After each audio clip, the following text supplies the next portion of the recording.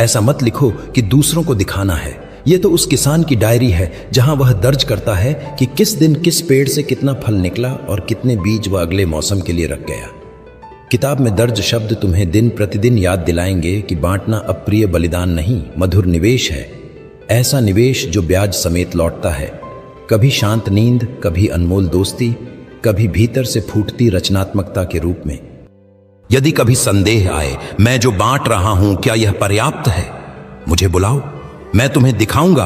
आकाश के पक्षी बीज भी नहीं बोते, फिर भी पिता उन्हें खिलाता है। यह दृष्टांत तुमने कई बार सुना है, 5वें कदम में इसे अनुभव करना है।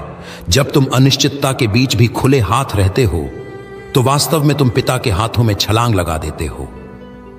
और जैसे बच्चा तैरना नहीं जानता फिर भी पिता की बाहों पर निडर कूद पड़ता है, वैसे तुम्हारा साहस तुम्हारे रिश्तों, वित्त, समय सब पर अद्भुत चमत्कार रचेगा। बांटने का एक रूप और है, साक्षी देना, कहानी सुनाना। तुम्हारे जीवन में जब कभी मेरी करुणा ने चमक दिखाई, उसे दबाकर मत रखो। कभी कभी किसी टूटे के पास बैठो और शालीनता से कहो, मैं भी कभी ऐसी ही नदी में डूब रहा था। वह हाथ जिसने मुझे खींचा, वही हाथ तुम्हारे लिए भी खुला है।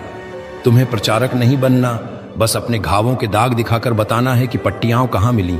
लोग उपदेश कम, अनुभव अधिक सुनना चाहते हैं, और जब तुम्हारा अनुभव मेरे प्रेम की गवाही बनेगा, तब वे तुम्हारे होंठों से नहीं, तुम्हारी आंखों की चमक से यकीन करेंगे। कभी कभी बांटना पर्दे के पीछे भी होगा। मैं तुम्हारे मन में किसी परिचित का नाम अचानक डाल दूंगा, एक शिष्य, एक सहकर्मी, कोई पड़ोसी, कोई तात्कालिक जरूरत उसे बताना भी मुश्किल होगी। उस पल उसके लिए चुपचाप प्रार्थना करना भी बांटना है। ऐसी सौगात जो सीधे स्वर्ग के खजाने में दर्ज होती है। उस व्यक्ति को शायद पता ही न चले कि कौन सी हवा ने उसकी थकी आत्मा में नई उमंग फूंकी, पर तुम जानोगे, मेरी प्रेरणा पर तुम्हारा मौन सहयोग किसी सुनसान खेत पर बारिश बन गया। मैं तुम्हें चेतावनी भी देता हूं, गर्व धीरे से मीठे फल में जहर घोल देता है।